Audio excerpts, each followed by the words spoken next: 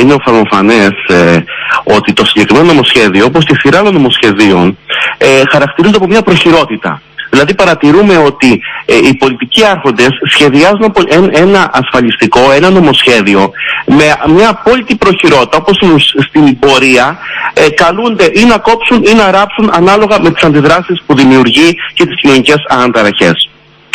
Η Ένωση Κεντρών είναι αναμφισβήτητα εναντίον. Αν το σκεφτήκαμε, δηλαδή ο πρόεδρος, ο Βασίλης ο Λεβέντης, το κόμμα μας δεν είναι το κόμμα του όχι, του ναι. Είμαστε ένα σκεπτόμενο κόμμα.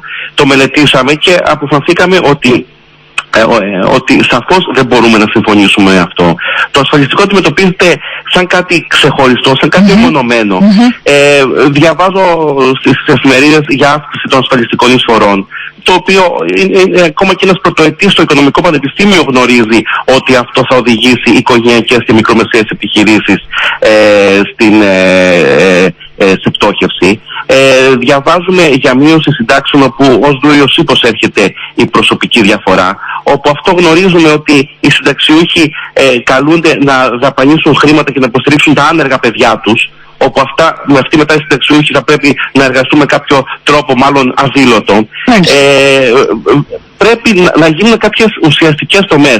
Και οι ουσιαστικές τομές είναι, κυρία Δουλγεράκη, αγαπητοί ακροατές, και αυτό που λέει η Ένωση Κεντρών, είναι να δοθούν κίνητρα στις μικρομεσαίες επιχειρήσεις, στις οικογενειακές επιχειρήσεις, να μείνουν νέοι στα χωριά τους, να συνδεθεί η εκπαίδευση με την αγορά εργασίας. Δυστυχώς έχουμε μπουχτίσει από τμήματα ΤΕΙ και πανεπιστημίων που παράγουν ουσιαστικά ανέργους, που βγαίνουν έξω και κάνουν το σερβιτόρο. Όχι ότι είναι κακή η δουλειά του σερβιτόρου, προς Θεού, αλλά δουλειά όμως ασύνδετη με τα 4-5 χρόνια που σπούδασαν. Μιλάτε για επιδότηση εργασίας, να ομαλοποιηθεί η αγορά εργασίας προκειμένου να έχουν και έσοδα τα ασφαλιστικά ταμεία, θέλετε να πείτε. Ακριβώς, γιατί ο εργαζόμενος που θα δουλεύει, ο νέος που θα δουλεύει, δεν θα χρειάζεται να το στηρίζει ο πατέρας του, ο παππούς του. Η μείωση ενεργείας πρέπει να πάρει μέσα από αυτές τις μορφές. Πέραν ωστόσο αυτού. Και βεβαίως όχι από κάποια προγράμματα voucher που κάποτε είχα την ευκαιρία και εργάστηκα και μη απασχολήθηκα, και είναι πραγματικά όλα αυτά τα προγράμματα φαινομενικά μειώνουν την ανεργία, αλλά στην ουσία δεν προσφέρουν τίποτα. Πρέπει να δοθούν ουσιαστικά κίνητρα στους νέους να εργαστούν. Και άμα εργαστούν οι νέοι, μα είναι πολύ απλή λογική, δεν μπορώ να καταλάβω γιατί δεν το αντιλαμβάνονται. Θα υπάρχουν και ασφαλιστικές εισφορές. Μάλιστα.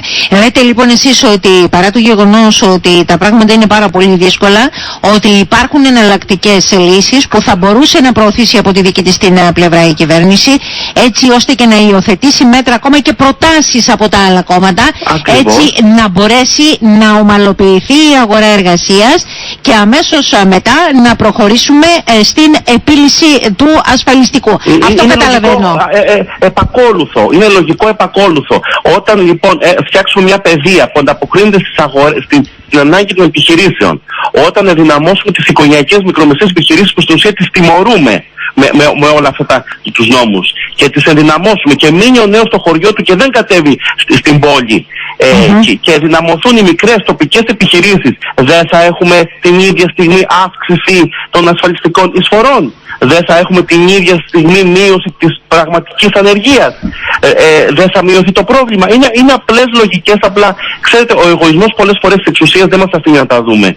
Εκείνο που έχω να πω, κυρία Δουλγεράκη, είναι ότι εμείς σε ό,τι αφορά αυτή τη στιγμή έχουμε να διαχειριστούμε μια χώρα όπου στην κυριολεξία είναι καταδαφισμένη από τις πρωτύτερες κυβερνήσεις. Αυτή είναι μια πραγματικότητα και καταβάλουμε κάθε προσπάθεια προκειμένου να σημειωθεί η απαιτούμενη ανάπτυξη που είναι η ικανή και αναγκαία συνθήκη για να εξέλθουμε από αυτή την κατάσταση της κρίσης. Το πιστεύετε αυτό? Το πιστεύετε αυτό? Ότι ναι μεν διαχειρίζεστε μια καυτή πατάτα αυτή την ώρα που μπορεί να λέγεται ασφαλιστικό, καυτά κάστανα που μπορεί να λέγεται ασφαλιστικό ή οτιδήποτε άλλο, αλλά ο στόχος και ο σκοπός είναι το να μπορέσουμε να βγούμε από αυτή τη μέγενη και να ψελίσουμε λέξεις όπως ανάπτυξη ή επενδύσεις? Κύριε Σκορδίλη, το πιστεύετε αλήθεια? Βεβαίως, κυρία Δουλγεράκη, εξάλλου αυτό το πράγμα πρέπει να είναι